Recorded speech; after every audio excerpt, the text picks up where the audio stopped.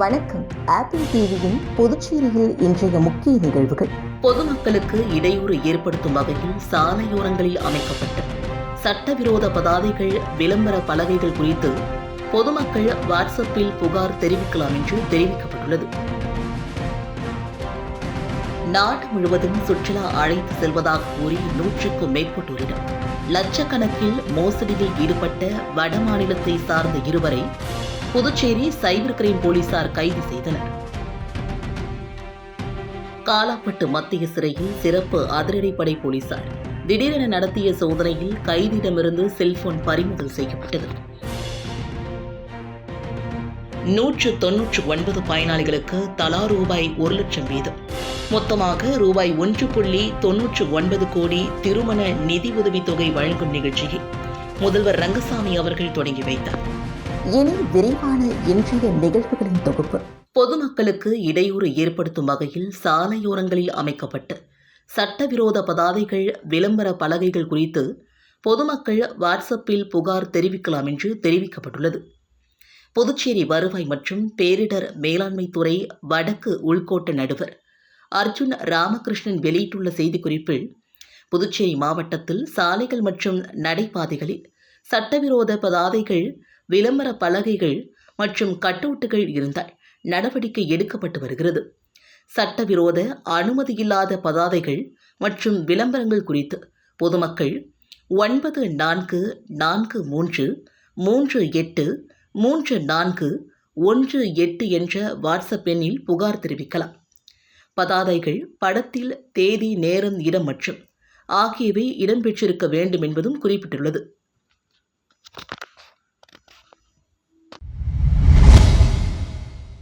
நாடு முழுவதும் சுற்றுலா அழைத்து செல்வதாக கூறி 100க்கும் மேற்பட்டோரிடம் லட்சக்கணக்கில் மோசடியில் ஈடுபட்ட வடமாநிலத்தை சார்ந்த இருவரை புதுச்சேரி சைபர் கிரைம் போலீசார் கைது செய்தனர். புதுச்சேரியை சார்ந்த ராகுல் கிருஷ்ணா என்பவர் கடந்த 2023ஆம் ஆண்டு சைபர் கிரைம் காவல் நிலையத்தில் புகார் ஒன்றை அளித்தார். அதில் KIH வெக்கேஷன் கிளப் என்ற இணையதளத்தில் இந்தியா முழுவதும் உள்ள சுற்றுலா தலங்களுக்கு போகலாம் என்றும் 5 நாட்கள் இலவசமாக தங்கும் இடம், உணவு, போக்குவரத்து வசதிகள் செய்து தரப்படும் என்ற விளம்பரத்தை நம்பி ரூபாய் 1,63,000 அவர்களது வங்கிக் கணக்கில் செலுத்தியுள்ளதாகவும் 8 மாதங்கள் ஆகியும் சரியான பதில் அளிக்காமல் ஏமாற்றி வருவதாக புகார் அளித்தார். இதன் அடிப்படையில் புதுச்சேரி சைபர் கிரைம் போலீசார் வழக்கு பதிவு செய்து இணையதளத்தில் உரிமையாளர்களான ஹரியானா மாநிலத்தை சார்ந்த அஜய் மேலா மற்றும் ஒசாமா கான் ஆகிய இருவரை கைது செய்து புதுச்சேரிக்கு அழைத்து வந்தனர். தொடர்ந்து அவர்களிடம் விசாரணை மேற்கொண்டது. நாடு முழுவதும் சுற்றுலா அழைத்து செல்வதாக கூறி 100க்கும் மேற்பட்டோரிடம் லட்சக்கணக்கில் மோசடியில் ஈடுபட்டதும், பல்வேறு மாநிலங்களில் இவர்கள் மீது 42 வழக்குகள் இருப்பதும் தெரிய வந்தது. இதனையடுத்து இருவரையும் நீதிமன்றத்தில் ஆஜர்படுத்தி காலாப்பட்டு மத்திய சிறையில் அடைத்தனர்.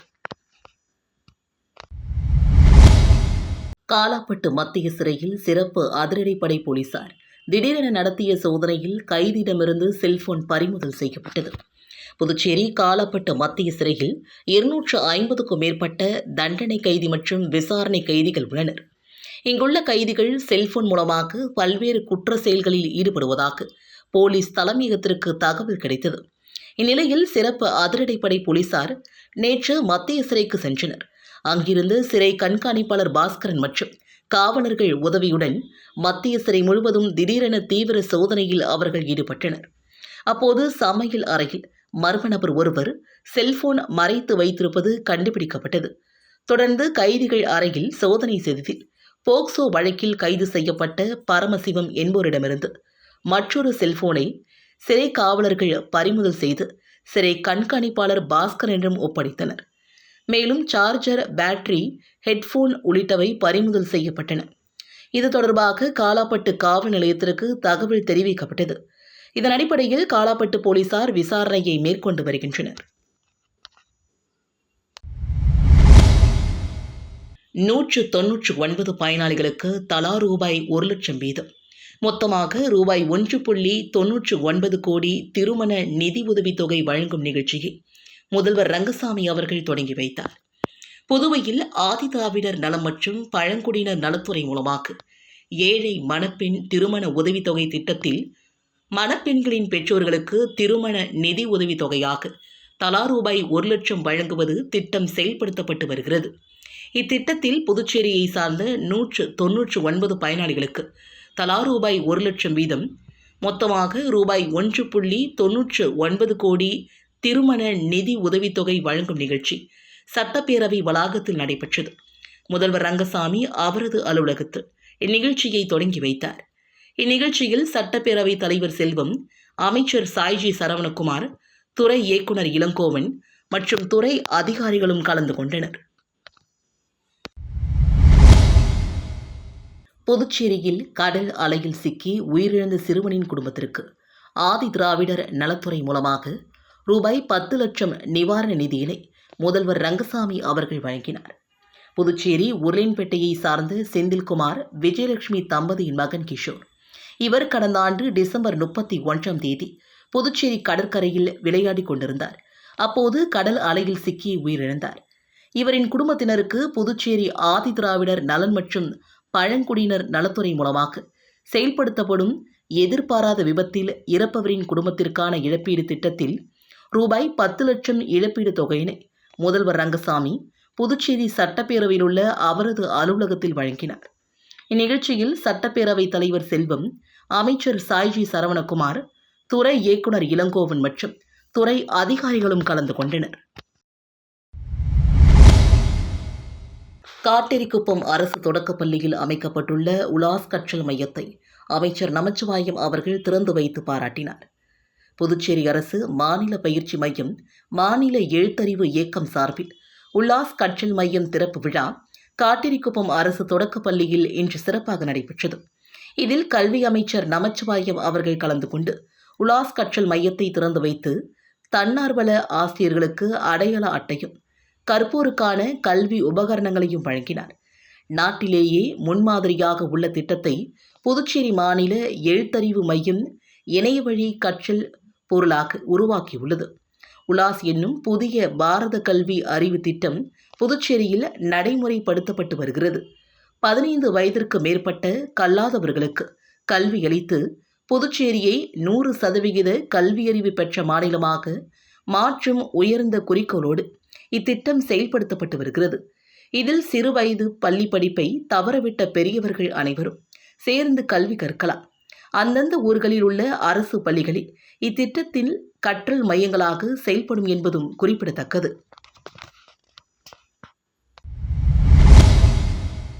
புதுச்சேரி அரசு பொதுப்பணித்துறையின் மூலமாக உருளைன்பேட்டை பகுதியில் நடைபெறும் பணிகளை ஆய்வு செய்த தொகுதியின் சட்டமன்ற உறுப்பினர் அவர்கள் விரைந்து பணிகளை முடிக்குமாறு அதிகாரியிடம் வலியுறுத்தினார்.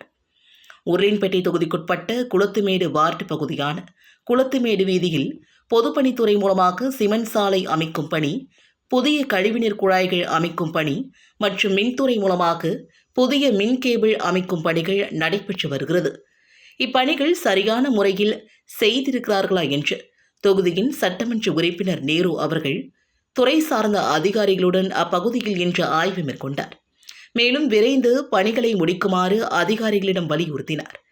இந்த ஆய்வின் போது பொதுப்பணித்துறை அதிகாரிகள், மனிதநேய மக்கள் சேவை மைய நிர்வாகிகள் உட்பட பலர் உடனிருந்தனர். சூரமங்கலம் கிராமத்தில் ஆழ்துளை கிணறு அமைத்து குடிநீர் விநியோக பணியை துணை சபாநாயகர் ராஜவேலு அவர்கள் தொடங்கி வைத்தார். புதுவையை அடுத்த நெட்டப்பாக்கம் தொகுதி சூரமங்கலம் கிராமத்தில் குடிநீர் பற்றாக்குறை நிலவி வந்த நிலையில் புதுவை அரசு பொதுப்பணித்துறையின் மூலமாக ஆயில் மில் அருகில் புதிதாக 15 குதிரைவாட் திறன் கொண்ட ஆழ்துளை கிணறு நீர்மோட்டர் பணியை தொடங்கி வைத்தார். பணிகள் முடிந்து குடிநீர் விநியோக பணியினை துணை சபாநாயகர் ராஜவேலு அவர்கள் தொடங்கி வைத்தார்.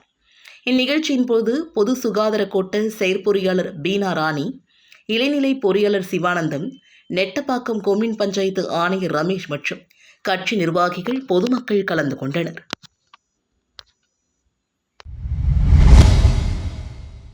பிரதான் மந்திரி ஆவாஸ் யோஜனா திட்டத்தின் கீழ் ஓசூர் தொகுதிக்குட்பட்ட பயனாளிகளுக்கு கல்வீடு கட்டுவதற்கான ஆணையை அமைச்சர் சாய்ஜி சரவணகுமார் வழங்கினார். பிரதான் மந்திரி ஆவாஸ் யோஜனா திட்டத்தின் கீழ் ஊசுடு தொகுதிக்குட்பட்ட பயனாளிகளுக்கு கல்வீடு கட்டுவதற்கு 11வது கட்டம் சுமார் 40 பயனாளிகளுக்கு முதல் தவணை தலா ரூபாய் 1.2 லட்சம் பெற்றுக்கொள்வதற்கான ஆணை வழங்கும் நிகழ்ச்சி சிறப்பாக நடைபெற்றது. இதில் தொகுதியின் சட்டமன்ற உறுப்பினரும் அமைச்சருமான சாய்ஜி சரவணகுமார் அவர்கள் கலந்து கொண்டு ஊசுடு சட்டமன்ற உறுப்பினர் அலுவலகத்தில் பயனாளிகளுக்கு ஆணைகளை வழங்கினார். இந்நிகழ்ச்சியில் குடிசை மாற்று வாரிய தலைமை செயற்பொறியாளர் சுந்தர்ராஜன், இளநிலை பொறியாளர் அனில்குமார், கண்காணிப்பாளர் வெங்கடேசன், பாஜக ஊசுடு தொகுதியின் ஒருங்கிணைப்பாளர் சாய் தியாகராஜன், தொகுதியின் தலைவர் ஐயனார் உட்பட பலரும் கலந்து கொண்டனர். புதுவை நாடாளுமன்ற தேர்தலில் வெற்றி பெற்ற காங்கிரஸ் எம்பி வைத்திலிங்கம் அவர்கள் நெட்டப்பாக்கம் தொகுதி பொதுமக்களுக்கு நன்றி தெரிவித்தார். புதுவை நாடாளுமன்ற தேர்தலில் காங்கிரஸ் சார்பில் போட்டியிட்டு அதிக வாக்கு வித்தியாசத்தில் வெற்றி பெற்ற எம்பி வைத்திலிங்கம் அவர்கள் நெட்டப்பாக்கம் தொகுதி பொதுமக்களை சந்தித்து நன்றி கூறினார். முன்னதாக வடுவக்குப்பம் பெருமாள் சந்நிதியில் சுவாமி தரிசனம் செய்துவிட்டு அங்கிருந்து கல்மண்டபம், நத்தமேடு, ஏரிப்பாக்கம், சூரமங்கலம், முலப்பாக்கம், மடுகரை, கரியமாணிக்கம், நெட்டப்பாக்கம், பண்டசோழ நல்லூர், கரையம்பத்தூர், இறுதியாக மணமேடு கிராமத்திற்கு சென்று மக்களை சந்தித்து நன்றியை தெரிவித்துக் கொண்டார். இந்நிகழ்ச்சியில் முன்னாள் சட்டமன்ற உறுப்பினர்கள் அனந்தராமன், விஜயவேணி, வட்டார காங்கிரஸ் தலைவர் அம்மைநாதன், புதுவை மாநில காங்கிரஸ் கட்சி மாநில செயலாளர் முத்துக்குமாரசுவாமி உட்பட கூட்டணி கட்சி நிர்வாகிகள் உடனிருந்தனர். புதுச்சேரி காரைக்கால் பள்ளி மாணவர்களுக்கு விடப்பட்ட 11 நாட்கள் வெப்ப அலை, மக்களவை தேர்தல் விடுமுறைகள் மற்றும் மொஹராம் விடுமுறை ஆகியவற்றை ஈடு செய்யும் வகையில் 12 சனிக்கிழமைகள் பள்ளி இயங்கும் என்று கல்வித்துறை அறிவித்திருக்கிறது. புதுச்சேரியில் அரசு பள்ளிகளில் சிபிஎஸ்இ பாடத்திட்டம் முழுமையாக அமலுக்கு வந்துள்ளது.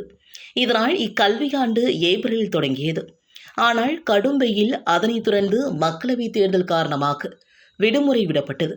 இதை ஈடு செய்ய சனிக்கிழமைகளில் வகுப்புகள் இயங்க உள்ளது. இது பற்றி கல்வித்துறை இணை இயக்குனர் சிவகாமி வெளியிட்டுள்ள அறிவிப்பில், புதுச்சேரியில் கடந்த ஏப்ரல் முதல் ஜூன் வரையிலான காலத்தில் மக்களவை தேர்தல், வெப்ப அலை ஆகியவற்றின் காரணமாக விடுமுறை விடப்பட்ட நாட்களை ஈடு செய்ய 12 சனிக்கிழமைகள் இயங்கும் என்றும், கடந்த ஏப்ரல் 17, 18, 29, 30 தேதிகள், ஜூன் 3, 4, 5, 6, 7 மற்றும் 10, 11 தேதிகள், ஜூலை 17 ஆகிய நாட்களுக்கு பதிலாக வருகின்ற ஜூலை 29, ஆகஸ்ட் 3, 10, 24, 31 மற்றும் செப்டம்பர் 21, 28, அக்டோபர் 5, 19, 26, நவம்பர் 9, 23 ஆகிய நாட்களில் பள்ளிகள் இயங்கும் என்றும் குறிப்பிடப்பட்டுள்ளது.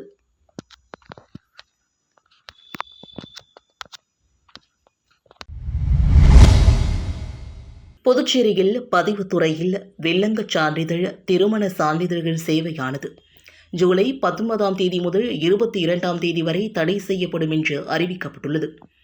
புதுச்சேரி அரசு பத்திரப்பதிவுத்துறை வெளியிட்டுள்ள செய்திக்குறிப்பில், பதிவுத்துறை சார்ந்த செயல்முறைகளை கணினி மயமாக்குவதிலும் இணைய வழியாக பொதுமக்களுக்கு சேவைகள் வழங்குவதிலும் புதுச்சேரி பதிவுத்துறை பல்வேறு நடவடிக்கைகளை மேற்கொண்டு வருகிறது.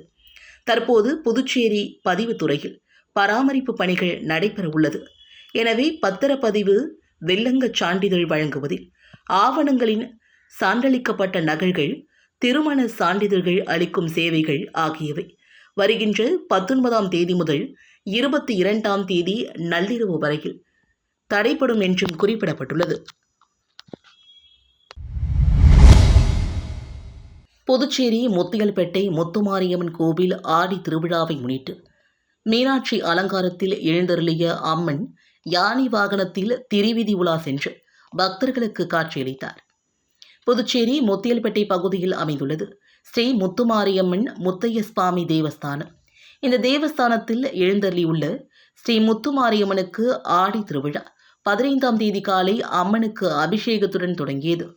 ஆடி திருவிழாவையொட்டி தினம்தோறும் இரவு அம்மன் பல்வேறு அலங்காரத்தில் எழுந்தருளி திருவீதி உலா சென்று பக்தர்களுக்கு காட்சியளித்து வருகிறார். இதன் ஒரு பகுதியாக இன்று இரவு மீனாட்சி அலங்காரத்தில் எழுந்தருளிய அம்மனுக்கு சோடச தீபாரதனைகள் காண்பிக்கப்பட்டு திருக்கோவில் உட்புறப்பாடு செய்யப்பட்டு மின் விளக்குகளால் அலங்கரிக்கப்பட்ட யானை வாகனத்தில் வைத்து திருவீதி உலா நடைபெற்றது. ஆடி திருவிழாவையொட்டி நடைபெற்ற திருவீதி உலாவில் பக்தர்கள் பலரும் கலந்து கொண்டு அம்மனை வழிபட்டு சென்றனர்.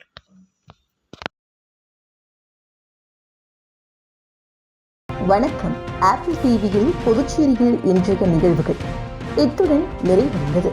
நன்றி, வணக்கம்.